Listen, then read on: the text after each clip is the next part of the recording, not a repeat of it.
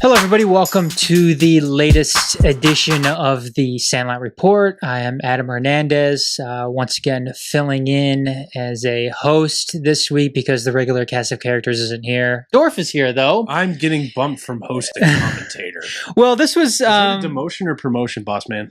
It's neither because the topic tonight was kind of a topic I brought to the table. We started talking about it the other day, and we're like, "Hey, you know what? We should do this on video and use it as an episode of the Sandlot Report." So, which is what we're going to do tonight. And how I'm going to start off tonight is that I'm going to make a statement, and that statement, Dorf, is the designation of a closer in Major League Baseball, and maybe in baseball in general. I don't know if this is something that wants to, you want to transcend down to college baseball or high school baseball, whatever. But I don't know. You might know that if how accurate those stats are, in those levels. But anyways, I'm digressing here. The closer in baseball, Major League Baseball, is an outdated and unnecessary, antiquated title. Yep, designation now. And ironically enough, one of the biggest, I guess, one of the guys that kind of brought this to the surface was Goose. Obviously, that I don't want to call him a legendary, but a very good closer or a very good relief pitcher in his day. Mm-hmm. And basically his justification was that, how good am I if I can't go out and get 3 outs? 3 outs. And typically in today's game, your highest paid reliever is your closer. Is your closer. And who's used exclusively and only in the ninth inning of close games. Exactly. So they don't see a whole lot of action. They see the ninth inning. They typically might see 3 outs unless you're super emergency extra inning situation. Yes, which usually will happen in the playoffs. Playoff runs. Playoffs, we'll usually see. I mean, Joe Mann was one of those guys that almost killed Aroldis Chapman during the last postseason. Kenley Jansen was another guy that oftentimes goes out there and gets multiple. Goes more than an inning. Goes more than an inning, exactly. However, Is it a outdated, is it an unnecessary designation to have these guys only go out and get the last 3 outs in the game? Because typically, too, you might hear somebody say, Dorf, that, the 3 final outs are the hardest outs to get in baseball. The only problem with that is the numbers don't back up your assertion there. General person who thinks closers are important. And it seems, Dorf, like we're starting to see a, I don't want to call it a revolution or anything like that, but a movement of potentially changing things around. It's not even just necessarily a movement. It's somebody who's finally decided to sit down and crunch the numbers and say, hey, the way we're doing things, it's dumb. We shouldn't do this way anymore. But you're well versed. I mean, do guys typically, are we seeing managers in today's game not use the closer in a typical role? Maybe, for instance, they're using their best relievers who in most cases is going to be the closer. They get paid the most money. They get paid the most money for a particular reason because they usually go out there and get the most important outs. But are there managers out there that perhaps use their closers in unorthodox situations? There's manager, one, single. Terry Francona. He's it. He's the only one who does it on a regular basis. Brings his best guy, that would be Andrew Miller, despite him being currently on the disabled list. Anywhere between the 6th and the 8th, whenever he needs it. Now, Cody Allen will pitch the 9th inning every day in the traditional save situation. But you know what? Most of the time, that is not the highest leverage situation at the back end of the game when you're trying to hold a lead. Mm-hmm. Most of the time, you're facing the bottom of the order, or it's wrapping around to the back of the inning. Rarely does the closer have to go through the heart of the order, which is going to be the hardest 3 guys to get out. And you know what? When you're up 3 runs and the bottom of the order's up, the 6, 7, 8 hitter, you know what? You can give up 2, and you're still not going to get back to the heart of the order. And you get out of there. Sure. And that still counts as a save. Where realistically, as to Goss's point, you suck that day, but you still get rewarded with a save. Yeah. And to this what we're going to get into here, just that kind of old fashioned idea of, well, save's a save, got the job done, we're getting out of here a win, may not be necessarily the best use of your top end arm. Exactly. And what we're getting at here is Nate Silver compiled a new stat, and it's called the Goose Egg in honor of Goose Gossage. Named after Goose Gossage. And I think in your opinion, I know in your opinion, in my opinion as well, this is a much better way to measure effectiveness of relief pitchers. Effectiveness of relief pitchers at the back end of your bullpen. And basically what a goose egg here is I'm going to go over the rules here. Defining a goose egg. I'm going to read right from his definition. His write-up. Yep. If managers were thinking about goose eggs rather than saves, they'd find plenty of better ways to use their best relievers. So let's define a goose egg officially. Just as for the save rule, the formal definition is a bit more complicated than the quick and dirty version I described above, but here it goes. A relief pitcher records a goose egg for each inning in which 1, it's the 7th inning or later. 2, at the time the pitcher faces his first batter of the inning. Subpoints here. His team leads by no more than 2 runs, or the score is tied, or the tying run is on base or at bat. 3, no runs earned or unearned are charged to the pitcher in the inning, and no inherited runners score while the pitcher is in the game. And the pitcher either records 3 outs, 1 inning pitched, or records at least 1 out, and the number of outs recorded plus the number of inherited runners totals at least 3. So obviously, like Nate Silver said, it is much more complicated. However, it's going to give general managers a much better indication on how effective and how to value relief arms. Exactly. And as you see here too, as opposed to say earned run average, where if a reliever comes in and those the 2 guys on base are allowed to score because he gave up a double, but then gets the next 3 guys or finishes the inning. You know what? 2 runs are still on the board. Your team is, 2 runs worse than they were before.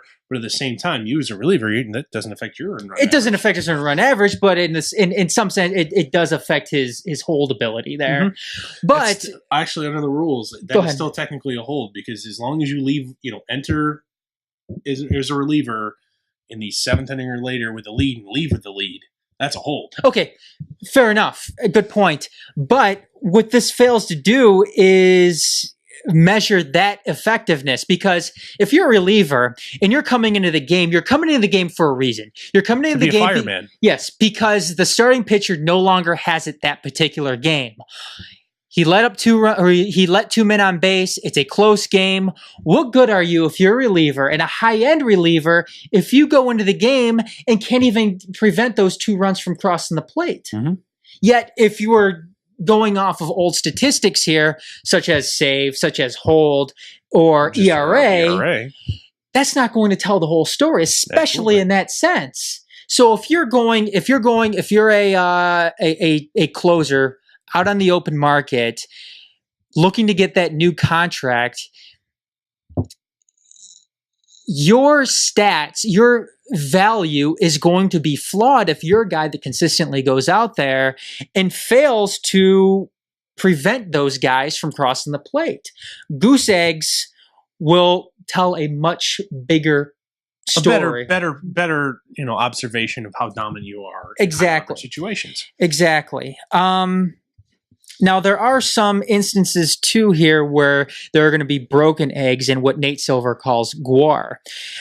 He goes on to say, having only learned about goose eggs a few months ago, you might still be a little suspicious of it. Sure, closers are pitching fewer innings than they used to and getting fewer goose eggs, but perhaps they're pitching more efficiently and providing more overall value as a result. It goes without saying that pitchers like Andrew Miller, and Zach Britton are really good at their jobs.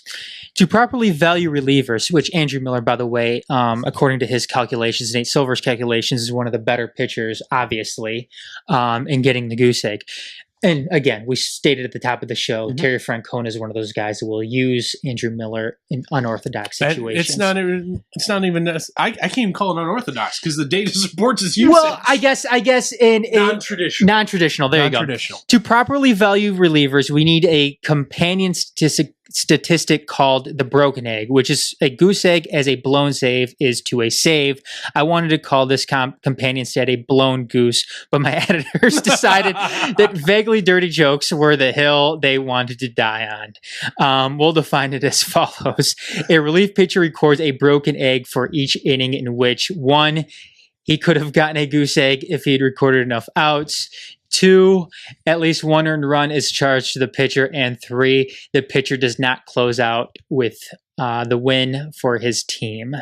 So that one is a little bit, it's much more streamlined. And there's even another companion stat if you keep reading on there. The meh, as Nate Silver calls it. Oh, yeah, the meh. Let me get to that here because it was, I did read this it's last week. Neither a goose egg but in a possible goose egg scenario, that it's not enough for a broken egg, but at the same time, it's essentially allowing inherited runners to score. However, you still get out of the inning without allowing a run earned on your own tab. Exactly. Yep. I think he needs a better name than the meh. I'm sure you could find something. I forgot about the joke that he had in there about the blown goose. The blown goose. That was pretty funny. And then finally he says here, so how should an ace reliever be used? Managers have a lot of room for improvement if they forget about saves and use goose eggs as a bullpen guide. A bare bones workload for a goose optimized closer would look something like this. Pitch in all goose situations, including ties in the 9th inning, for a typical team that works out to about 40 or 45 innings over the course of a season. Pitch in goose situations in the 8th inning when his team leads by 1 run exactly, with the plan of usually also pitching the 9th when the game remains in a goose situation. This will add another 15 innings or so, and pitch in any goose situation in extra innings up to a maximum of 2 total innings pitched for the game. Keep in mind that this will often be impossible because the closer will already have been used earlier in the game. Still, this should amount to another 5 or 10 innings in a typical season. Dorf, looks like you want to add something. I mean, that still adds up. So, like as Silver goes on to say in the article, that adds up to 65 innings, which is right in line with the average usage for closers in current day. It's usually about between 62 and 65 appearances, covering anywhere from 65 to 68 innings. So that's right in line with current usage. You're not going to, that kind of puts to rest any fears of, well, guys' arms are going to fall off. They're going to use the same amount. They're just going to be used in different spots. Absolutely. And again, the biggest thing here is that, and what's more beneficial towards managers and general managers is getting the most out of your most effective relievers. Using your most effective reliever in when the game is most in doubt. Mm-hmm. In the highest of leverage high leverage situations. That's not just because you got the it's the 9th inning and you're up 3 and the bottom of the order's up. Oh, time for the closer. When you really don't need him to get out of it. And as you go deeper into this piece, Nate Silver discusses historically the league average for converting goose situations among any reliever is 74%. What he defined as essentially replacement level, always available pitchers. So anybody who has acquired free agency waivers or essentially not through your regular organization coming up through the farm system for less than 1.5 league minimums times league minimum salary. So guys that can be found on, let's call it the major league scrap heap at any given time. Those guys converted goose situations 71% of the time. So essentially what getting around to here, guys are, you don't need essentially to always you may be able to throw your 5th or 6th best reliever in the 9th inning when you're up 3 in the bottom of the order's due up. Sure. Don't waste your high leverage guy. And you know what? If he gets in trouble, bring the other guy in. That's fine. Absolutely. Or you know what? You're in trouble. It's the 8th. You're up exactly 1 run as he prescribed. You bring in your closer. You put, your fireman, let's call him. He gets gets out of the 8th. All of a sudden, in the top of the ninth inning, your team puts up 5 runs. It's now a 6-run game. Sure. Bring in a guy from the back end, the lower ranks in the bullpen, or hell, throw a position player. You might be able to get away with it. But at the same time, under traditional thought, that closer could be used in that, not necessarily used in a 5-run scenario, but all of a sudden, no, it's a 4-run game. He's pitched in a couple days. Let's throw him out there. That's a waste of one of the 65 innings you're going to be able to get out of a reliever in a given year.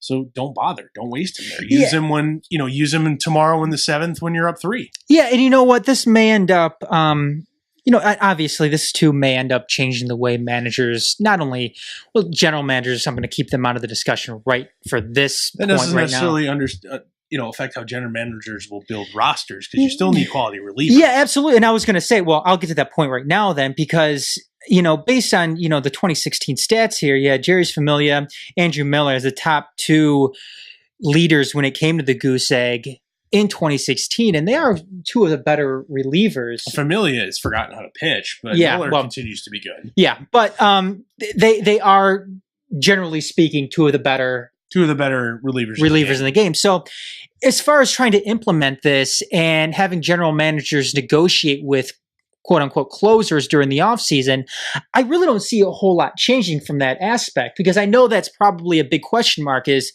okay, if you're going to be adding a new stat, you're going to be judging relievers based on this new stat. How does that affect the negotiating process in the offseason when a closer is going out there trying to get a new contract with another team? Andrew Miller was kind of in uncharted territory and he's kind of redone the calculation for how free agent relievers are valued. He was like the first guy to get, more than like 2 years and more than like $10 million, mm-hmm. and who wasn't a closer for a relief pitcher. He was the first guy to do that. And now you've seen some rather large contracts handled out to kind of average relievers. You look at like Brett Cecil, the deal he got this last offseason in the Cardinals. Guy's name's escaping me, who went to the Rockies. 3 years, he was a very average reliever, probably your 4th guy in your bullpen, would pitch his 7th occasionally for the Marlins, and all of a sudden gets 3 years and like 6 or 7 years, million guaranteed money per year from the Rockies. Yeah. And just kind of that whole, just kind of recalculating how that is. So, however, the arbitration process is, all based on comparing yourself to a past contract for a guy with similar numbers. And as closers are hitting, young closers hit arbitration, when all of a sudden the save stat doesn't matter anymore, it's very hard for them to compare. And those guys are going to bitch and complain when I don't get paid. And you kind of look at the arbitration situation of Dellin Betances with the Yankees. They threw up their arms and kind of made a big public stink of, there ain't no goddamn non-closer reliever on this bleeping planet that's worth, $5 million in arbitration. Betances brightly said, "Well, I guess I know how they feel about me." Even though by this stat here, he does not appear in the top 10 list there. Not for last year. Not for last year. I'm sure he's just scraping the outside of that. I would have to obviously pull up the numbers on the stats, but Dellin Betances is a very good high leverage reliever. And I'm not sure if Nate Silver is keeping track of this year or not. I'm sure he probably is. It's pretty easy to, I'm sure. Yeah. When you have all the data laid out in front of you, I'm pretty sure it's easy to program a database to run the numbers for you. But I'm sure we could find it. I'm sure someone is. But at the same time, Dellin Betances in that undervalued by traditional thinking would be valued appropriately, I believe, if this goose egg stat was more important. So with that in mind, Dorf, I mean, heading into this, and in the immediate aftermath of me reading this article, I was skeptical whether or not this could ever catch on in Major League Baseball. However, the more that we're talking... It may not catch on with fans. Because you know what? There's, save situations are very easy. 3 runs or less, tying run, or to get within 3 runs is in scoring position, last inning of the game, or you pitch the last three innings of a game. Last 9 outs. It's a pretty simple definition of what a save is, and it's a you did it or you didn't. Yes. It's a yes-no binary statistic. The goose egg has about, 8 or 9 different boxes to check, possibilities. It'll be a nerd stat. And there's the option, it's not just blown save or blown goose, broken egg. There's also the meh thrown in there, that can also, so you know what, adoption by average Joe fan may be slow, but at the same time, based on this, I don't say it's research, just this crunching of numbers and understanding what's important. Professional baseball teams would be stupid to not start to build their bullpens using this knowledge and using their guys in the appropriate situations. You know what, too? Get the most out of them. Yes. You know what, too, Dorf? I mean, unlike other stats out there where there's formulas and everything associated with it, there's not. This is still a yes or no thing. Yeah, there's no formula. This is how we define high leverage situations. Did he do it or not? Yeah. I mean, yes or no? It's simple in that aspect, because I know there's a lot of advanced metrics out there that have a lot of different formulas in order to come up with the calculation. Have to do with heat mapping and stuff like that, which, that's statistical analysis that's way over average Joe's head. And I understand that, and that's kind of like, for example, judging fielders, the ultimate zone rating. It's a proprietary formula that they don't disclose, and it's based mostly on, spray charts and heat mapping. Yep. That's over, the people will understand that a positive number is good and a negative number is bad, and that's supposed to correlate to number of runs saved per year and stuff like that, but I don't really understand how that's made. No. But this, if you sat down and explained it to people, I'm sure. I think it could be understood with some time, and the longer it's implemented in, the longer fans will get used to something like this, and like you said, the easier it is going to be to understand it eventually. And hopefully if they do implement it, I hope they keep it as a goose egg. I hope they don't change the name of it. I don't know. If they were to change the name, what would you call it? I don't know. The Fireman. I don't know. I like the goose egg. I do. I think it's fun. I think it's easy to, relate something to that. And if they do implement something like this, and there's no telling that they will. I mean, I don't know if Nate Silver has approached Major League Baseball about using something like this. At the same time, like all this war and the prevalence of war and other advanced metrics, that was not an initiative driven by baseball. No, yes, that was the stat head community just started using it, and everybody's like, well, this is a pretty decent understanding of how players are valued. And you know what? So we should use this too. Yeah, and you know what? Nate Silver is one of the better. He may not be one of the leading minds in baseball statistic analysis, but he's definitely one of the best known. Yeah, he's not him and Bill James. Yeah, he's not some unknown guy out there. Professor, I have a theory here. Yeah, exactly. So who knows? Stack of paper. I guess that's up to everybody else whether or not it becomes an actual thing. Mm-hmm. So, but like I said, I'm a fan of it. Dorf, you're a fan of it, and I just hope eventually it's something that is implemented into the game itself. So, one question I wanted to ask you though before we sign off for tonight, sure. Dorf. We talked about it in the Majors Live. Real quickly, Jeffrey Loria, out as Marlins owner. Well, he will be out. It's not signed. He's going to be. It's going to be. It hasn't been approved yet. Derek Jeter, Michael Jordan was part of a group that ended up purchasing the Miami Marlins. Giancarlo Stanton ended up hitting, was his 41st home run 42nd home run of the season. Again, a phenomenal player, one of the best pure hitters that the game has ever. Power hitters. Sorry, one of the best power hitters. You need to hit it for a little better batting average. Can I say best pure power hitters? Fine. Okay, thank you. That the game has ever seen. Yeah, Miguel Cabrera is one of the best pure hitters the game has ever seen. Absolutely. Giancarlo Stanton is one of the best pure power hitters the game has ever seen. Murderer of baseballs. Right now, he's continued to be wasted with that team. Mm-hmm. What do you do if you're an incoming, and I can't remember, the Marlins, from what I can remember, they have one of the worst farm systems in baseball. It's not good. And it's not due to a lack of picks at the top of the draft. It's not doing well with them. Yeah, and I don't think it's San Francisco Giants bad, but it is pretty bad. Anyways, though, they don't have a lot coming up through the system. You've got a new ownership group in there. Do you seriously sit down and consider moving Giancarlo Stanton? Anytime, any organization, you have to have all options on the table. I think the appropriate move, if you're committed to winning with the team, right now, it's a heavy investment in pitching.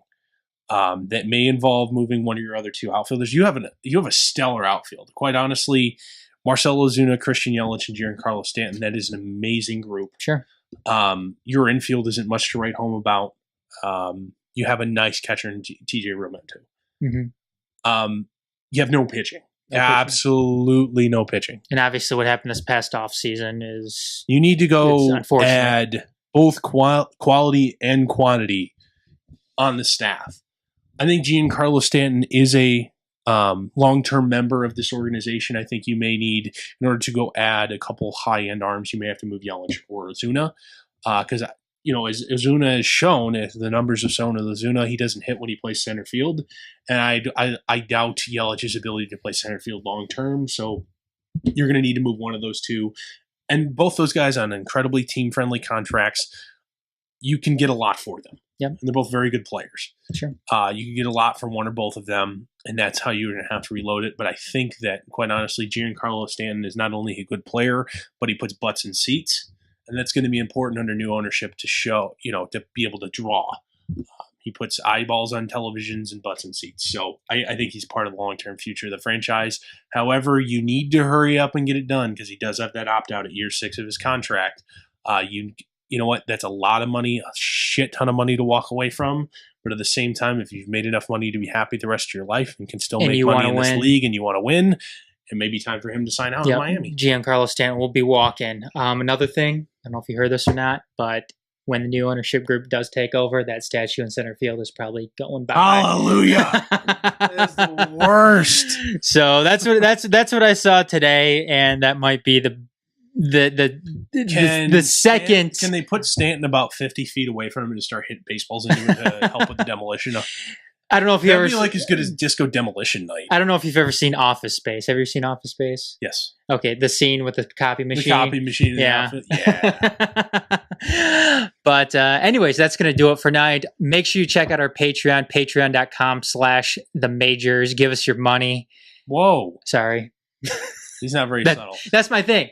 We would like to encourage you to support us on a monthly donation basis. There are perks available for donations over $5 a month. If you enjoy what we do here, are anywhere between 3 and 5 weekly podcasts and also all our web content. We would really, truly appreciate it if you made a monthly contribution at patreon.com/themajors. That's right. And we are going to be off for the next couple of weeks. Actually, we might be mixing in a Sandlot Report here or there. Sounds like there's something to talk about. Yeah. So anyways, that's going to do it for tonight for this latest edition of the Sandlot Report. So for Dorf, I'm Adam on the Majors TV. We'll see you guys next time.